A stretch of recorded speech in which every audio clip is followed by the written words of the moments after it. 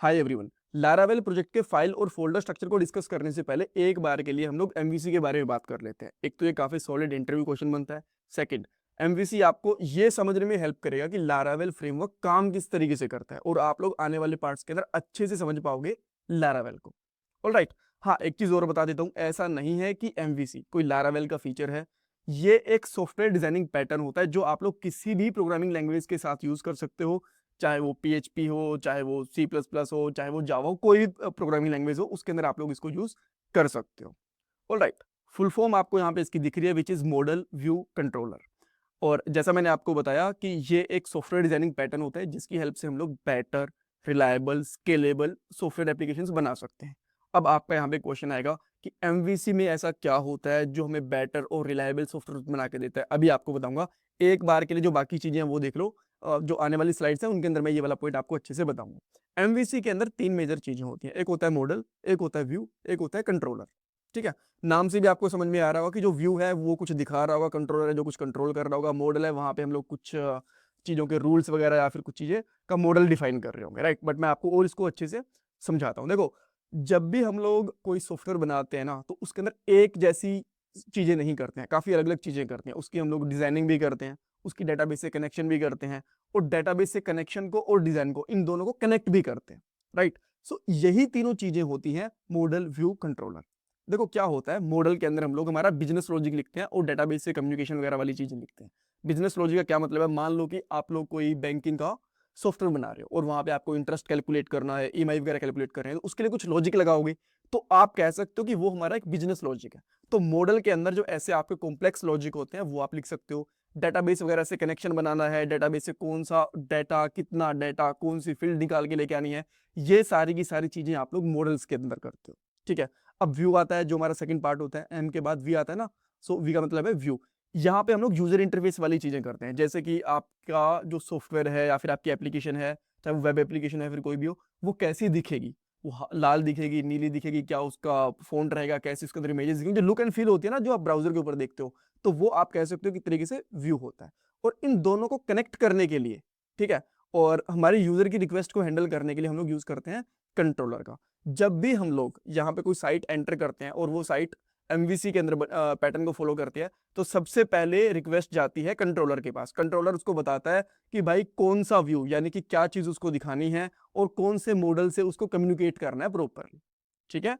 अब मैं थोड़ा सा और आपको अच्छे से बताता हूँ, ये वाला समझो। मान लो ये आपका कंप्यूटर है। जब आप कोई एमवीसी वाली, मान लो कोई लारावेल की साइट बनी हुई है जो कि एमवीसी पैटर्न की फॉलो कर रही होती है ऑब्वियसली।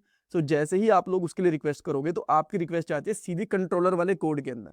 ठीक है। मैं कोड लेवल की बात कर रहा हूँ यहाँ पे, बाकी सारी नेटवर्क वगैरह बाकी सारी चीज छोड़ दो। तो जो आपकी रिक्वेस्ट जाएगी, यानी कि जो आपकी सबसे पहला कोड एग्जीक्यूट होगा, वो होगा कंट्रोलर का। कंट्रोलर देखेगा इस ये चेक करके कि कस्टमर ने क्या रिक्वेस्ट करा है, कि भाई उसको व्यू दिखाना है। ठीक है। व्यू कौन सा व्यू दिखाना है उसको, मान लो कि होम पेज दिखाना है, या फिर अबाउट अस, या फिर यूजर वाले लिस्ट, या फिर जो भी आपको पेज दिखाना है, उसके ऊपर डाटा जाएगा और वो यूजर को यहाँ पे दिख जाएगा इस तरीके से। ठीक है। ये कोड लेवल के ऊपर सारी चीजें हो रही होती हैं। अब मान लो वहां पे कुछ डेटाबेस वाली चीज है, तो कंट्रोलर के पास रिक्वेस्ट जाएगी, वो चेक करेगा अच्छा करना क्या है। उसको लगेगा कि भाई ठीक है, कुछ डेटाबेस के अंदर रिक्वेस्ट करनी है, फिर कुछ लॉजिक वगैरह जाना है, तो पहले इधर जाएगा, वो लॉजिक वापस से जैसे वो काम पूरा हो जाएगा, कंट्रोलर के पास रिक्वेस्ट आएगी और फिर से व्यू के पास जाके फिर से जो रिस्पॉन्स है वो यूजर को दिख जाएगा, जो भी इसको ब्राउजर के ऊपर दिखना होगा, राइट। तो सिंपली आप ये कह सकते हो, व्यू के अंदर जो यूजर को दिखता है वो काम करते हैं, मॉडल के अंदर डेटाबेस वाली और लॉजिक वाली चीजें करते हैं, और कंट्रोलर इन दोनों को कनेक्ट करता है और यूजर की रिक्वेस्ट हैंडल करता है। अब आप बोलोगे यार ये तो ना बड़ा कॉम्प्लेक्स सा लग रहा है, इसके अंदर तो काफी सारी चीजें करनी पड़ती होंगी। नहीं नहीं, बिल्कुल भी नहीं। अगर मैं आपको बहुत सिंपल तरीके से बताऊं ना, बहुत ही सिंपल है। आप एक पेज, जैसे आप लोग कोई पेज ओपन करते हो ना, तो उसको आप बोल दो कंट्रोलर। उसका एक यूआई दिखाने के लिए एक अलग से पेज बना दो व्यू, और डेटाबेस कनेक्शन के लिए एक अलग से पेज बना दो मॉडल। ठीक है। तो ये एक आपका बहुत बेसिक सा और एक सिंपल सा एमवीसी बन जाएगा। सिंपल सी कहने की बात यह है कि सारे कोड को ना मिक्स मैच नहीं करना, होच पोच नहीं करना कि एक ही फाइल के अंदर ये भी घुसा दो, ये भी घुसा दो, ये भी घुसा दो। हर एक चीज के लिए अलग फाइल, अलग से कोड बना दो। बस वो एक तरीके से एमवीसी बन जाएगा। व्यू के लिए अलग, डेटाबेस के लिए अलग, और इन दोनों को हैंडल और कंट्रोल करने के लिए अलग। ये सिंपल सा हुआ। बाकी चीज जैसे जैसे आने वाले पार्ट होंगे आपको और अच्छे से चीजें समझ में आएंगी। ठीक है। इंटरव्यू क्वेश्चन बहुत सारे बनते हैं। एमवीसी की फुल फॉर्म, ये तो बहुत ही बेसिक क्वेश्चन है। उसके बाद एमवीसी होता क्या है, अब बता सकते हो कि सॉफ्टवेयर डिजाइनिंग पैटर्न होता है, बेटर सॉफ्टवेयर बनाने के काम आता है। उसमें कंट्रोलर का क्या काम होता है, मॉडल के अंदर क्या करते हैं, व्यू के अंदर क्या करते हैं, मॉडल और व्यू को कौन कनेक्ट करता है, ये सारी चीजें पूछी जा सकती है। या फिर आपको बोला जा सकता है कि एक बार के लिए डिजाइन जो आर्किटेक्चर है एमवीसी का वो ड्रॉ करके दिखाओ, राइट। आई होप आपको यहाँ पे काफी कुछ देखने को मिला होगा, काफी कुछ जानने को मिला होगा। मैं आपको रिक्वेस्ट करूंगा कि प्लीज वीडियो को लाइक करना, चैनल को सब्सक्राइब करना, कमेंट सेक्शन में फीडबैक देना। Thank you so much. Hi everyone, आज भी मार्केट में जॉब्स की कमी नहीं है, बट डेफिनेटली कंपटीशन काफ़ी ज़्यादा बढ़ चुका है। और अगर आप लोग खुद को कंपटीशन से ऊपर उठा के जॉब रेडी बना लेते हो तो आपकी जॉब लगने से कोई नहीं रोक सकता।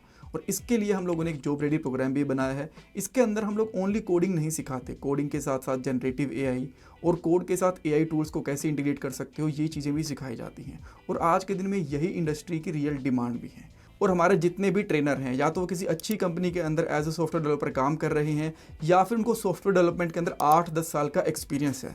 और इसके साथ साथ हम लोग रिज्यूमे रिव्यू भी करवाते हैं, आपके बहुत सारे मॉक इंटरव्यूज़ भी होंगे, और Naukri.com, लिंक्डइन, इनके स्ट्रॉन्ग प्रोफाइल्स भी बनवाए जाएंगे ताकि आपके पास और भी इंटरव्यू कॉल्स आ पाएँ। और डेफिनेटली हम लोग यहाँ पे प्रोजेक्ट भी बनवाएंगे और सिस्टम डिज़ाइन भी आपको सिखाएंगे। और स्टिल अगर आपको ट्रेनिंग पसंद नहीं आती तो यहाँ पे 100% मनी बैक गारंटी भी आपको मिलती है। इसके अलावा और भी बहुत कुछ है ट्रेनिंग के अंदर। अगर आपको डेमो क्लासेस चाहिए या फिर और डिटेल्स चाहिए तो आप हमें कॉल कर सकते हो, व्हाट्सएप के ऊपर टेक्स्ट भी कर सकते हो।